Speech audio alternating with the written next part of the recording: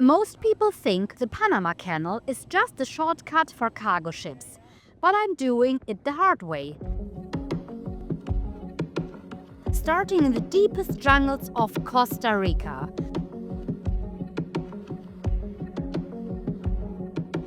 and ending in the Atlantic Ocean.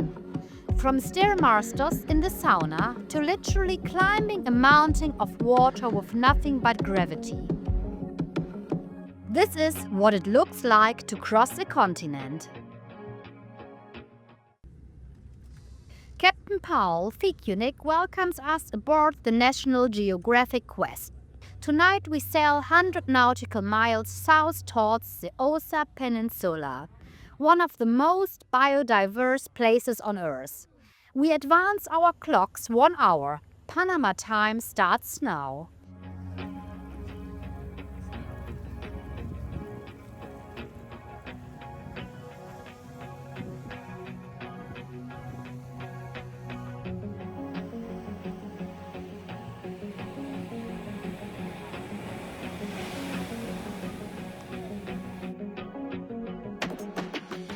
The Punta Carretas hike starts deep in the forest and spits you out onto a coastline with zero footprints but ours. The humidity hits you immediately, but so does the life. Every surface covered in moss, ferns and fungi.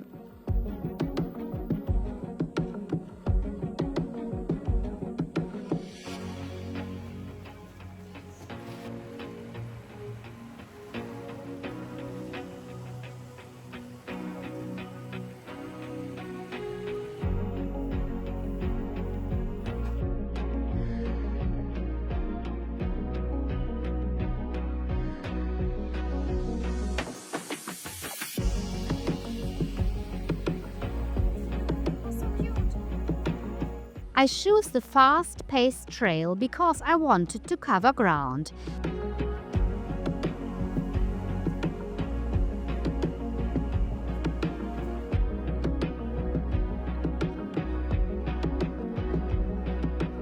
We just took the Zodiac out to the island there. Random places. There is no human being at all. It's beautiful to see. And I mean, there are like 1 or 2 little houses, but I don't think people are living there at all anymore. And you have the chance to see this great parrots called macaws. Beautiful. We saw them flying over. You have the chance for toucans. We saw toucans. The big versions with the black yellow mouse, and also the chance is there to see, of course, snakes and to see boa constrictors. We didn't see a boa yet, but they said they are waiting there regularly in the palm trees, because when the palm trees are giving fruits, then the boas wait for animals, for small rats, whatever is there, to catch them. So the guide was making a joke, it's like a buffet for them. So it was pretty cool, and it's very hot here, and I love this tour. It's just in the nature, totally random locations, remote locations. And I just love how National Geographic is putting an effort to explain about the nature, about the animals, about the habitats here. They really, really love what they are doing. You can see that's their passion. And as you know, guys, it's also my passion. So let's see what we're gonna do later. Stay tuned. Today isn't about wildlife, it's about the people who call this jungle home. Mrs. Ida was one of the original inhabitants of what became Corcovado National Park. She traded her land for conservation, and now she grows hearts of palm and shares recipes that have been in her family for generations.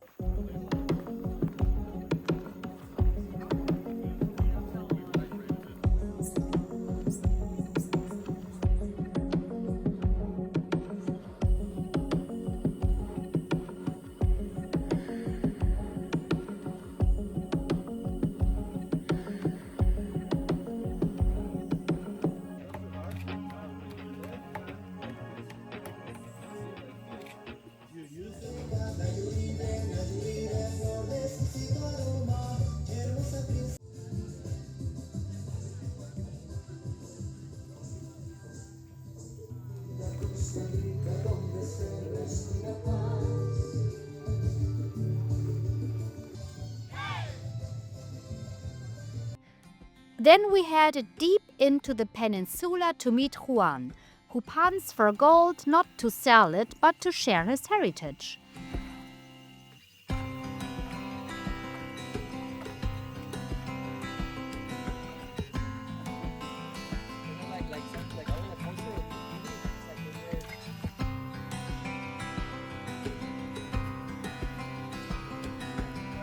And Noemi and Johnny, whose sugarcane syrup was on our breakfast table this morning, knowing the hands that made it changed everything.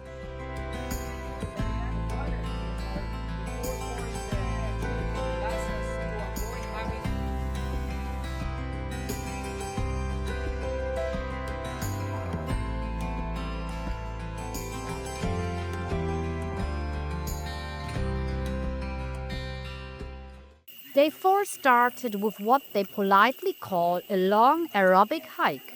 3.7 kilometers of riverbeds, steep terrain, and elevation changes through the Cloakshue Family Reserve. This was the most challenging hike of the trip. A true stairmaster in a sauna. But you push through and suddenly you are standing in a cathedral of green that very few people ever witness.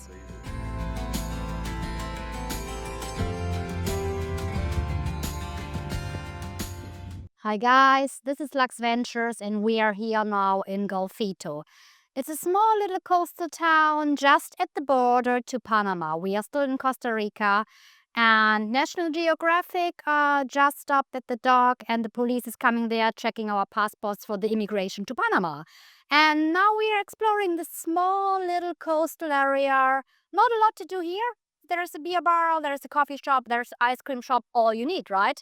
It's very windy, so I hope you can hear me. But we had an incredible day. We did a hiking tour and we are going off to the Zodiacs for some exploring of wildlife, doing snorkeling, doing kayaking, paddleboarding. If you just want to stay on board, enjoy the coffee or stay at the sun deck, you can do so. Whatever you prefer. So let's stay tuned. Then came the Panga cruises, 2 of them.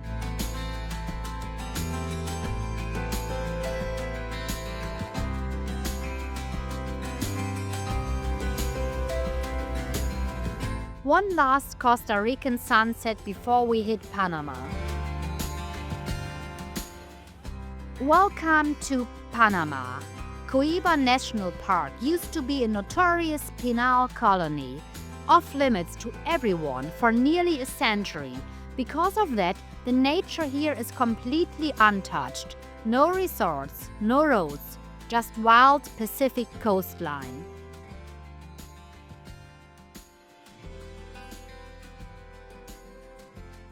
Hi guys, Lux Ventures here. We are today in Panama. Everybody's a bit tired. We had a very bumpy night. I woke up at 3 a.m. and things were falling down from the tables, even though, my own fault. They told us not to put something on the table, but I thought, well, how worse it can get.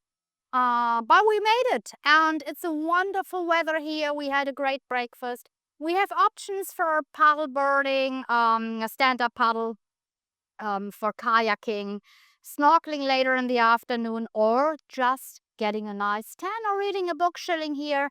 And I decided to read a book this morning and to do some activities in the afternoon. And let's see what the day will bring. Stay tuned.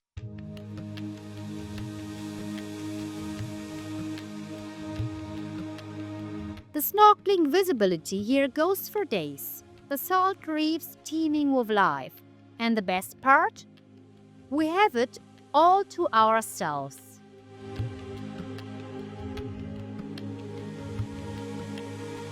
The afternoon was pure bliss. This is what screensavers wish they looked like.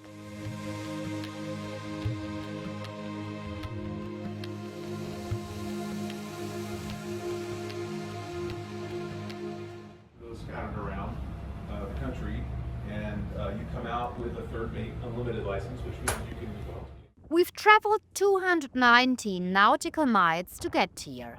We watched the documentary. We know the history, but nothing prepares you for this. Hi guys, this is Lex Ventures. I hope you can hear me very well. We are in front of the Panama Canal. We are just waiting for the pilot to arrive. They said that he's never in time, so he was supposed to come at 3 p.m. Can be 7 p.m., 8 p.m., whatever he wishes for.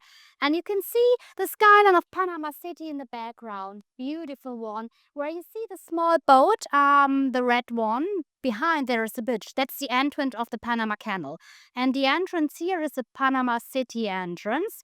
Then we are sailing through the old lock on the right side in a tandem, depends what the pilot decides for.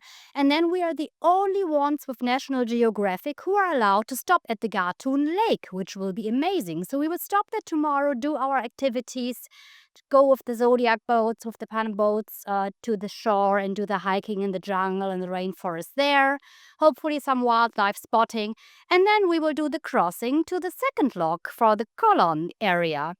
So it will be very, very interesting, and I hope you will stay tuned, guys. The Panama crossing in the evening will be amazing.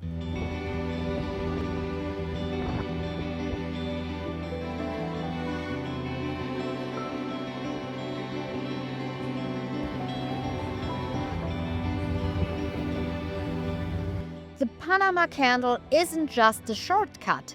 It's essentially a giant water elevator. Because Panama, it's mountainous.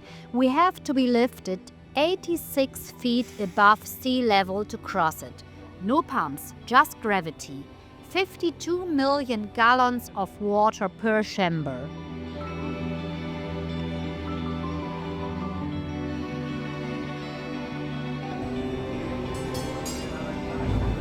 Standing on deck, watching 700-ton steel gates close while millions of gallons lift you like a toy in a bath tube?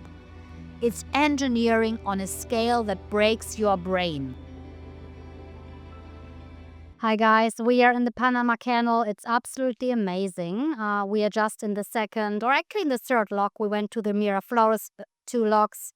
And we learned fascinating things. So the difference in height is 26 meter from pumping the water in until all the water is in the lock. And it's very quick. It takes like around 5 minutes until all the water is in. And they in one lock they are pumping 101 million liter of water. And it's been fascinating how they were able to build it back then. By special arrangement, we are anchored overnight in Gatun Lake, the heart of the canal. National Geographic is the only company with this permit. While other ships transit in one continuous movement, we are stationary next to the Barro Colorado Island, a Smithsonian research hub frozen in time since 1923.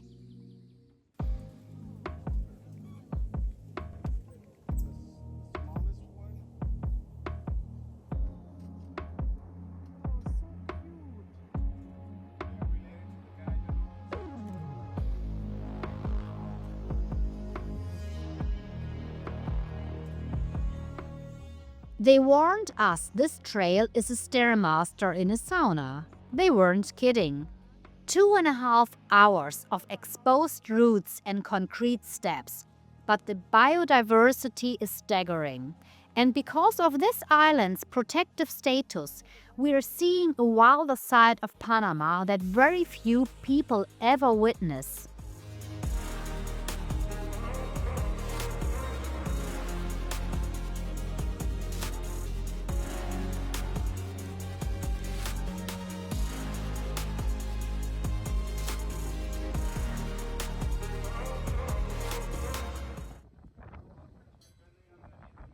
Then came the Gatun locks, a 3-stage staircase dropping us down to the Atlantic. Watching the water drain out, feeling the ship lower inch by inch, is somehow even stranger than going up. When those final gates opened, we were in a completely different ocean than where we started. By midnight, we had crossed the isthmus. 8 days, 2 oceans. A lot of muddy boots, and one slideshow premiere that reminded us we just sailed through a mountain.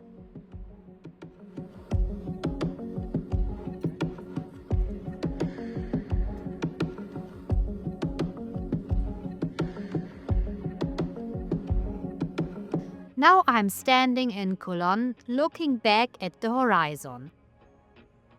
From the wild heart of the Osa to the engineering heart of the world.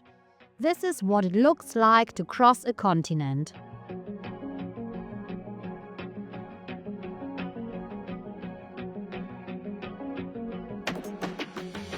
If you want a traditional cruise, this isn't it. But if you want to wake up in pristine rainforest, hike with Smithsonian naturalists, and experience the Panama Canal in a way no cargo ship captain ever will, book early, pack light, and prepare to get your shoes wet.